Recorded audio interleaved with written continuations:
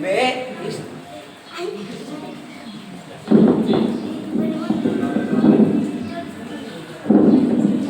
इस देश का नागरिक हूँ जहाँ छत्रपति शिवाजी महाराज और सम्राट अशोक जैसा राजा था।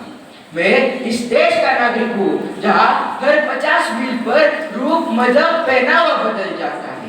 मैं इस देश का नागरिक हूँ जहाँ डाल डाल पर सोने की चिड़िया पाई जाती है। मैं इस देश का नागरिक हूँ जिनको अपने भूगोल से पहले इस ब्रह्मांड का भूगोल समझ आता था। कुछ बात है कि हस्ती मिटती नहीं हमारी, कुछ बात है कि हस्ती मिटती नहीं हमारी। सदियों रहा दुश्मन पर दूर जा हमारा, सारे जहां से चाहे हिंदुस्तां हमारा। हम बुलबुले इसकी ये गुलसिता हमारा, ये गुलसिता हमारा। सन्मान्य व्यासपीठ व तज्ञ परिषद आणि समोर बसलेले माझे बंधू आणि भगिनी, मी ज्योतिरादित्य जाधव इयत्ता 8वीचा विद्यार्थी। प्रथमतः मी आयोजकांचे भास्करराव विकास प्रतिष्ठान व जिल्हा परिषदच्या अवधी यांचे आभार मानतो की मला इथे माझी बोलण्याची संधी दिली। मैं दुश्मन से नहीं डरता, मैं भारत का जवान हूँ। मैं दुश्मन से नहीं डरता, मैं भारत का जवान हूँ। मरुस्थल की रेत हूँ, सियाचिन का आसमान हूँ। मैं दुश्मन से नहीं डरता, मैं भारत का जवान हूँ। जून में जलती रेत पर लेटे कहता हूँ कि सर्दी का मौसम है, दिसंबर की ठंड पीकर कहता हूँ कि गर्मी का मौसम है। बर्फ में 9 दिन दफन रहकर जिंदा निकलता हूँ, अपने सीने में सांस को टुकड़ों में भरता हूँ। आदम जात की औकात क्या है, मैं कुदरत से नहीं डरता, मैं भारत का जवान हूँ। मैं दुश्मन से नहीं डरता, मैं दुश्मन से नहीं डरता। या कवितेवरून माझ्या विषयाचं नाव तुम्हा सर्वांना समजले असेल। माझ्या विषयाचं नाव आहे भारताला स्वातंत्र्य मिळाल्यापासून ते आजपर्यंत भारताचे भूदल, नौदल आणि वायुदलाचे वाढती ताकद। आज आपण इथे एकत्र जमलो आहोत अशा एका काळाची आठवण करण्यासाठी, ज्या काळात आपल्या देशाच्या इतिहासाला कलाटणी दिली। तो काळ म्हणजे स्वातंत्र्यपूर्व काळ, ज्या काळात आपल्या पूर्वजांनी, आपल्या स्वातंत्र्य सैनिकांनी आपल्या देशासाठी, आपल्या स्वातंत्र्यासाठी अतोनात कष्ट सोसले, त्याग केला आणि बलिदान दिले। मित्रहो, आज आपण स्वातंत्र्य भारतामध्ये श्वास घेत आहोत। आपल्याला आपले हक्क आहे, आपल्याला आपले निर्णय घेण्याचे स्वातंत्र्य आहे। पण हे स्वातंत्र्य काही एका दिवसात मिळालेले नाही, तर त्यामागे हजारो महात्म्यांचे रक्त आणि लाखो लोकांच्या त्यागाची कथा आहे। विचार करा, तो काळ कसा असेल ज्या काळात आपला देश एक परकीय सत्तेच्या अधीन होता। आपल्याला आपल्याच भूमीत दुय्यमपणे वागवले, आपल्या संस्कृतीवर, आपल्या मूल्यावर आक्रमण होते। शिक्षण, आरोग्य, आर्थिक व्यवस्था सर्व काही ब्रिटिशांच्या अधीन होते, ते त्याचे शोषण करायचे। अशाच्या अंधाऱ्या काळात अशाचे किरण घेऊन अनेक महान व्यक्ती पुढे आले, जसे की महात्मा गांधी, पंडित जवाहरलाल नेहरू, नेताजी सुभाषचंद्र बोस, राणी लक्ष्मीबाई, लोकमान्य टिळक, ज्यांनी आपल्याला स्वराज्य या शब्दाचा अर्थ सांगून दिला आणि त्यासाठी लढण्याची प्रेरणा दिली। गांधीजींनी त्यांच्या अहिंसेच्या मार्गाने इंग्रजांना जेरी सांडली। चले जाव आंदोलन, सविनय कायदे भंग, असहकार आंदोलन यासारख्या चळवळीने इंग्रजांच्या साम्राज्याची वीण उसवली। तर दुसरीकडे आपले सशस्त्र क्रांतिकार आपल्या प्राणाची आहुती देऊन या देशाला स्वातंत्र्याकडे घेऊन गेले। त्या काळात स्त्रियांचा सहभाग हवा करण्यात होता, कारण चक्क घरात बसून नाही, तर प्रत्यक्ष आंदोलनात उतरून पुरुषांच्या खांद्याला खांदा लावून काम केले। त्यामुळे स्वातंत्र्य लढ्याला एक वेगळीच दिशा मिळाली। 1947 ला आपल्याला स्वातंत्र्य मिळाले। हे स्वातंत्र्य आणि आपल्या सीमांचे रक्षण करणे एक मोठे आव्हान होते। या आव्हानाला सामोरे आपले भूदल, नौदल आणि वायुदलाने मोठ्या धैर्याने केले। बोट बधीर होता, श्वास घ्यायला जीव ओढतो, बोट बधीर होता, श्वास घ्यायला जीव ओढतो, पण तो सैनिक मागे फिरत नाही, कारण त्याच्या छातीवर तिरंगा झुलत असतो, कारण त्याच्या छातीवर तिरंगा झुलत असतो। भारताचे पहिले अभिमुख्य दल म्हणजे भूदल। 1947 ला भारताला स्वातंत्र्य मिळाल्यापासून त्यापर्यंत भूदल हे भारताच्या सेवेत आहे। भूदलाचे मुख्यालय नवी दिल्ली येथे आहे। भूदलाचे ऍक्टिव्ह सोल्जर सुमारे 14 लाख आहेत, तर रिझर्व्ह सोल्जर सुमारे 11 लाख आहेत। भूदल हे जगातील दुसऱ्या क्रमांकावर आहे. जम्मू काश्मीरवर झालेला पाकिस्तानचा हल्ला यामध्ये आपल्या इंडियन आर्मीने त्यांना जबरदस्त प्रत्युत्तर केले आणि आपल्याला मोठा भाग परत मिळवून दिला. छत्रपती शिवाजी महाराजांच्या शिकवणीप्रमाणे शत्रूंच्या घरात घुसून त्यांना प्रत्युत्तर केले. सर्वांना पीओके माहित असेल. पीओके म्हणजे पाकिस्तान ऑक्युपाईड काश्मीर, म्हणजे पाक व्यक्त काश्मीर. 1947-48 मधील भारत पाकिस्तानच्या स्वातंत्र्यानंतरचे पहिले युद्ध, त्यामध्ये पाकिस्तानने जम्मू काश्मीरवर बेकायदेशीरपणे कब्जा मिळवला. सर्वांना LOC पण माहित असेल. LOC म्हणजे लाईन ऑफ कंट्रोल, एक सीमारेषा आहे. प्रमुखपणे भारत आणि पाकिस्तानला वेगळं करते. त्याचा मोठा भाग जम्मू काश्मीरमध्ये येतो. पीओके आणि LOC हे केवळ एक सीमारेषा नव्हे, तर ते आपल्या भारताच्या शूर जवानांची आणि त्यांच्या दिलेल्या बलिदानाची अखंड लढ्याची साक्षीदार आहे.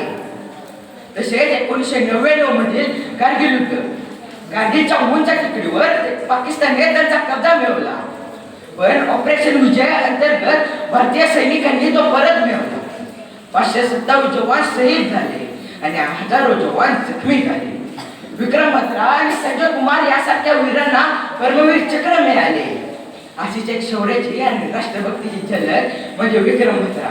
त्यांनी आपल्या शौर्याने कारगिलच्या युद्धाला विजय मिळवून दिला. त्यांची दिल मांगे मोर ही घोषणा आज सर्व देशभक्तांची ओळख आहे. स्वराज्याच्या लाटावर, सागरांच्या लाटावर स्वराज्याची छाया पसरवणारा, सागरांच्या लाटांवर स्वराज्याची छाया पसरवणारा पहिला राजा म्हणजे छत्रपती शिवाजी महाराज, म्हणजे छत्रपती शिवाजी महाराज. आपण सर्व 4 डिसेंबरला नेव्ही डे साजरा करतो, कारण 1971च्या भारत पाकिस्तानच्या युद्धामध्ये आपल्या इंडियन नेव्हीने पाकिस्तानवर जोरदार सागरी हल्ला करून त्यांच्या कराची बंदरावर विजय मिळवला. हा केवळ एक लढाऊ विजय नव्हता, तर तो भारताच्या सागरी समर्थकांचे प्रदर्शन होते. इंडियन नेव्ही हे केवळ युद्धासाठी सज्ज नसते, तर ते भूकंप, चक्रीवादळ, पूर यासारख्या आपत्तीमध्ये पुढाकार घेते. त्यामुळे इंडियन नेव्ही हे केवळ एक शस्त्रबळ नव्हे, तर ते एक मानवतेचे संरक्षण आहे. आज इंडियन नेव्हीकडे अनेक आधुनिक क्षेपणास्त्र, पाणबुड्या, जहाजे, विमानवाहू नौका आणि हेलिकॉप्टर्स आहेत. त्यामध्ये भारताने बनवलेली परदेशी पातळीवर INS विक्रांत ही विमानवाहू युद्ध नौका ही भारताच्या सागरी समर्थकांचे आत्मनिर्भरतेचे प्रतीक आहे. सागरी समर्थकांची कल्पना छत्रपती शिवाजी महाराजांनी सर्वप्रथम मांडली. त्यांनी सिंधुदुर्ग, विजयदुर्ग आणि जंजिरा यासारखे जलदुर्ग उभारून आर्मी दल तयार केला. त्याचा वारसा आज इंडियन नेव्ही पुढे घेऊन चालली आहे. म्हणून तर छत्रपती शिवाजी महाराजांना सगळ्या जगामध्ये फादर ऑफ नेव्ही अशी ओळखले जाते. मित्रो, सैनिक हे फक्त सीमेवर नसतात, तर ते सागराच्या अथांग लाटांवर या देशाचे संरक्षण करतात. म्हणून आज आपण इथे सुरक्षित उभा आहोत. झेप घेतली आभाळापर्यंत नभाली तेज म्हणजे वायू. देशसेवेचे वृत्त घेऊन उभे राहतात या रात्रीच्या अंधाराच्या वाऱ्याच्या वेगात. या ते लढत राहतात या भारताच्या वेगात. स्वातंत्र्यानंतर अनेक पाकिस्तान आणि चायनाच्या युद्धामध्ये वायुदलाने अतुलनीय धैर्य दाखवले. विशेषतः कारगिल युद्धाच्या दरम्यान ऑपरेशन सफेद अंतर्गत वायुदलाचे योगदान अत्यंत महत्त्वाचे ठरले. 2017 मध्ये ज्यावेळेस अमरनाथ यात्रेकरूंच्या बसवर अतिरेक्यांनी गोळीबार केला, त्यावेळेस निष्पापाचा मृत्यू झाला. त्या घटनेमध्ये आपल्या CRPFच्या जवानांनी आणि जम्मू काश्मीरच्या पोलिसांनी अतुलनीय धैर्य दाखवले. तसेच भारताने सुरक्षा वाढवली. काश्मीरचा निषेधाज्ञा रद्द करून 370 कलम हटवला गेला. 2019 मध्ये पुलवामा येथे CRPFच्या जवानांवर भीषण अपघाती हल्ला झाला. यामध्ये 40 जवानांचा मृत्यू झाला. या घटनेचे प्रत्युत्तर म्हणून भारताने सर्जिकल स्ट्राईक केला. यामध्ये JSM मोहम्मदच्या प्रशिक्षण छावण्या उद्ध्वस्त करण्यात आल्या. हे इंडियन एअरफोर्सचे अचूकतेचे आणि जिवंत उदाहरण देते. शब्द थरथरतात, तिथे भावना खवळतात. शब्द थरथरतात, जिथे भावना घैवतात, तिथे आपल्या वीराचे रक्त सांडते, तिथे देव नतमस्तक होतात. ते स्थळ म्हणजे पहलगाम, सौंदर्याची पण वेदनेची. पहलगाम हे जम्मू काश्मीर राज्यातील एक अत्यंत सुंदर पर्यटक स्थळ आहे. इथे उन्हाळ्यामध्ये रंगीबेरंगी फुलं फुलतात आणि सर्व परिसर सुगंधमय करतात. पहलगाम हे चारी बाजूने हिमालयाच्या डोंगर रांगांनी ओढलेला आहे. तर हिवाळ्यामध्ये सगळीकडे बर्फ पडतो आणि सगळा परिसर पाण्यात शुभ्र होतो. पण 22 एप्रिल 2025 रोजी 5 आतंकवाद्यांनी अचानक येऊन नागरिकांवर गोळीबार केला. यामध्ये 26 नागरिकांचा मृत्यू झाला, 25 नागरिक पर्यटक होते आणि एक स्थानिक होता. यामध्ये पुरुषाला त्यांचा धर्म विचारून त्याच्यावर गोळीबार करण्यात आले. हे अत्यंत क्रूर पद्धतीने केले. भारतीय गुप्तचर संस्था रॉने दहशतवादी तळाची माहिती गोळा केली. यानुसार जैश-ए मोहम्मद आणि लष्कर-ए-तैयबा यासारख्या दहशतवादी संघटनांवर लक्ष करण्यात आले. हा हल्ला लष्कर-ए-तैयबा या दहशतवादी संघटनेने केला. सांप्रदायिक हिंसा भडकवण्याचा आणि भारताला अस्थिर करण्याचा या हल्ल्यामागचा हेतू होता. या घटनेचे प्रत्युत्तर म्हणून भारताने 7 मेच्या रात्री ऑपरेशन सिंदूर राबवला. यामध्ये प्रामुख्याने भेवालपूर, सियालकोट यासारख्या तळांना उद्ध्वस्त करण्यात आले. पण पाकिस्तानच्या सैन्याला जरा सुद्धा धक्का पोचून गेला नाही. मला एक भावनिक क्षण सांगावासा वाटतो. ज्यावेळेस एका जवानाच्या शेवटच्या क्षणी मित्राला वाचवण्यासाठी त्याने स्वतःच्या अंगावर गोळीबार केला आणि रक्ताच्या उष्ण थेंबांनी सगळा बर्फ लाल झाला. आणि तो सैनिक म्हणला की आईला सांग, तिने घातलेला तिरंगा मी जिवंत ठेवला.